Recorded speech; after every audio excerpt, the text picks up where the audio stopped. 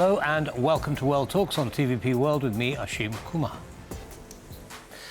Good evening and welcome to this episode of World Talks, where we'll be taking a look at developments in the Balkans. We are witnessing another crucial moment in the region with continuing protests in Serbia and a high-stakes political drama unfolding in Bosnia and Herzegovina. Our guest tonight is Jan Farfal. He is Deputy Editor-in-Chief at Republika Nova, a doctoral candidate at the University of Oxford and a research assistant to Timothy Garton-Ash. Jan, thank you very much for joining us and taking the time. Welcome. Pleasure. OK, so let's start with the situation in Bosnia. Bosnia is composed of two entities. There's Bosnia and Herzegovina, confusingly, and then there's the Serbian Republic, or the Serb Republic. I won't try to pronounce the proper word because I get tongue-tied. So explain the situation now with the leader of the Serb component or element of Bosnia and Herzegovina. Well, the leader of Republika Srpska, the Serbian entity comprising of 49%, Mr. Dodik, has been continuously escalating the situation over the several months, trying to undermine one of the fundamental pillars of Dayton Agreement from 1995, meaning the role of the High Commissioner, who is expected to oversee the stability in the country. And as a result of these ongoing tensions, he has put himself on a collision track with the judiciary, and he's been recently been to Moscow. And despite several commentaries suggesting that he has fled, I think that he's actually trying to gather international support for his cause. OK, so there is an arrest warrant for him, an international arrest warrant that has been issued. What is the basis of that warrant? Well, the basis of the warrant, among other things, is the clear defiance of the rulings of the High Commissioner. Can you be more specific, please? Well, essentially, Dodik managed to frame the entire situation as an almost neo-colonial onslaught of a foreign leader imposing his will on the political dynamics and on the Serbian entity in particular. So foreign being the government of? The High Representative Christian Schmidt. What we need to be aware of is to distinguish the entity of the central government of the Federation of Bosnia and Herzegovina from the role of the High Commissioner itself. And the main anchor of the conflict is between the High Commissioner rather than the central government in Sarajevo. Understood. And now the High Commissioner has issued this arrest warrant, international arrest warrant, but that hasn't stopped him from travelling, has it?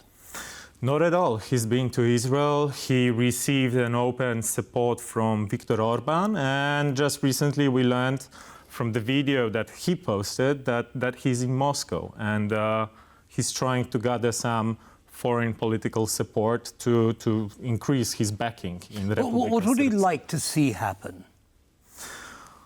I think that it would be fair to say all eyes on Washington, and we haven't seen yet any major response from the Washington administration itself. And I think that currently there are two options available.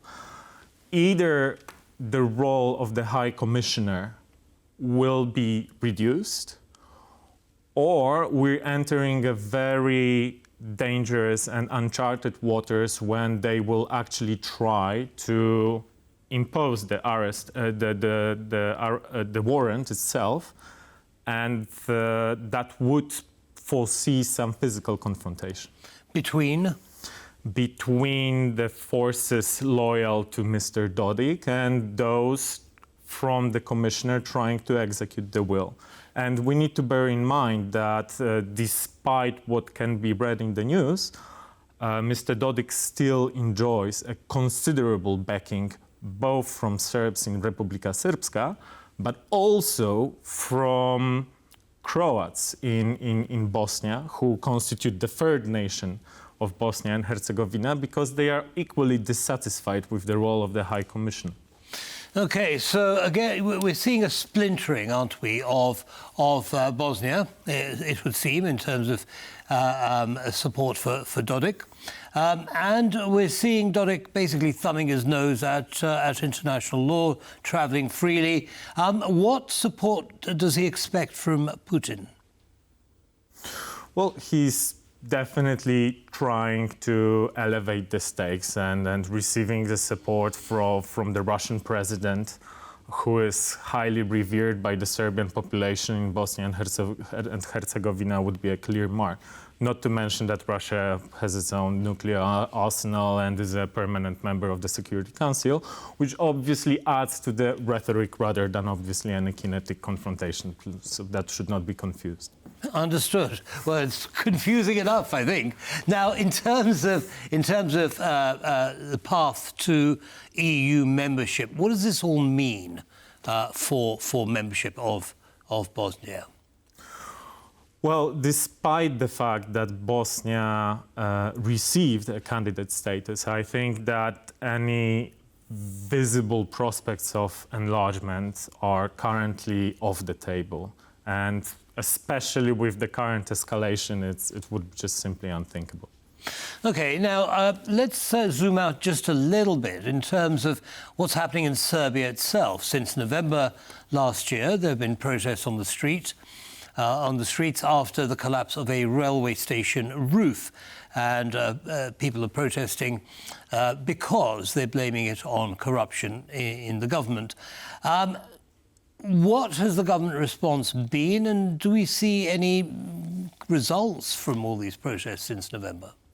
Well, after the tragic event in Novi Sad, there was an overwhelming yearning for accountability. And despite government's attempts to contain the situation, either through the investigation, either through sacking the minister Vesic and other measures, the typical tools available to President Vučić did not work out. And what we've seen over the last 2 months after the Prime Minister of Serbia resigned is sort of a political stalemate.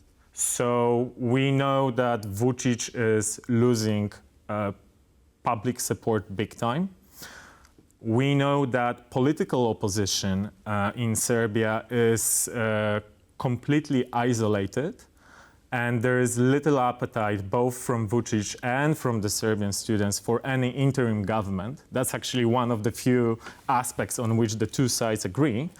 And what we are seeing right now is the decision that Vučić will have to take whether to try to come up with a new government or to schedule elections. Understood. Now, in the last few seconds that we have left, Jan, if you could, looking back, the Balkans are looking a little unstable, it looks as though the situation is not sustainable. What would you say if somebody is saying, well, hang on, what's the risk of armed conflict again? Well, for the past 2 decades, we've been flooded with waves of alarmist calls about the situation in Bosnia in particular. And I can expect that for some viewers, this might be just another message in stream of years and years of warning. But this time, the fundamental pillars of Dayton Treaty are in question. Something that has held the country for more than 30 years together has been questioned. So understood. OK, well, we'll be keeping a very close eye on the situation. We hope you'll come and see us again soon. Jan Farfał, thank you very much for joining us. Thank you. And that's all from this episode of World Talks. Goodbye.